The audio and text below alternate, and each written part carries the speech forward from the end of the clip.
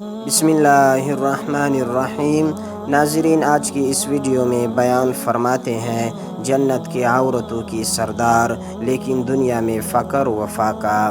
حضرت فاطمہ بیمار ہے، ان کا حال پوچھنے کے لیے آپ صلی اللہ علیہ وآلہ وسلم اور ایک صحابی عمران بن حسین جو کہ قریش کے سردار تھے وہ بھی ساتھ تھے۔ دروازے پر جا کر پوچھا کہ بیٹی اندر آ جائیے، میرے ساتھ ایک اور آدمی بھی ہے۔ تو حضرت فاطمہ رضی اللہ تعالی عنہ نے عرض کیا کہ یا رسول اللہ، میرے گھر میں اتنا کپڑا نہیں کہ میں پردہ کر سکوں، چادر کوئی نہیں چہرہ چھپانے کے لیے، ظاہری جسم کو چھپانے کے لیے چادر کوئی نہیں۔ ہمارے علم کے مطابق یہ کیسی ذلت کی زندگی ہے، یہ بھی کوئی زندگی ہے کہ کپڑا کوئی نہ ہو، روٹی کوئی نہ ہو؟ یہ ہماری جہالت کا علم ہے، اور زمین اور آسمان والوں کا علم ایک جیسا چل رہا ہے۔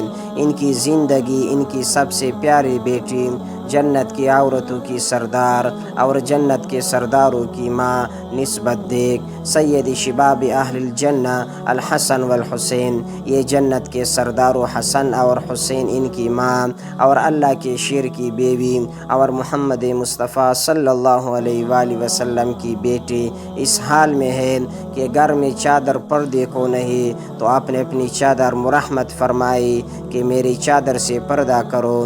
آپ صلی اللہ علیہ وآلہ وسلم اندر تشریف لائے اور پوچھا بیٹی کیا حال ہے؟ انہوں نے فرمایا یا رسول اللہ صلی اللہ علیہ وآلہ وسلم، پہلے بھوک تھی کہ دو مہمان اور آ گئے، بھوک دور کرنے کے لیے کوئی اسباب نہیں، روٹی نہیں، بیماری کے لیے علاج کے پیسے نہیں، تو حضور اکرم صلی اللہ علیہ وآلہ وسلم نے گلے لگایا اور آپ بھی رونے لگے۔ اللہ اکبر! طائف پتھروں کی بارش میں رونا نہیں آیا اور یہاں رونا آیا۔ اے بیٹی، اس ذات کی قسم جس نے تیرے باپ کو نبی بنایا ہے، آج تیسرا دن ہے، میں نے بھی ایک لقمہ تک نہیں کھایا ہے، تیرے گھر میں فاقہ ہے تو تیرے باپ کے گھر میں بھی فاقہ ہے۔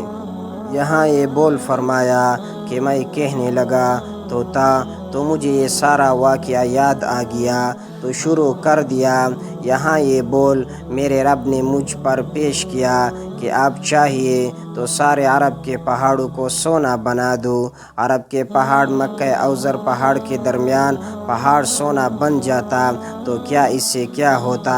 سارا عرب ہی پہاڑی علاقہ ہے۔ آگے فرمایا پھر یہ بن کے کڑے نہیں رہیں گے، آپ کے ساتھ چلیں گے، آپ کو توڑنے کی اور کاٹنے کی مشقت میں نہیں ڈالوں گا، جتنا فرمائیں گے اتنا ہو کر سامنے آئیں گے۔ میں نے انکار کیا، اے بیٹی پھر کیا چاہیے؟ میں نے کہا مجھے یہ چاہیے کہ ایک دن بھوکا رہوں اور ایک دن کھانا کھاؤ، تو میرے امت کے اکثر لوگ فقیر ہوں گے۔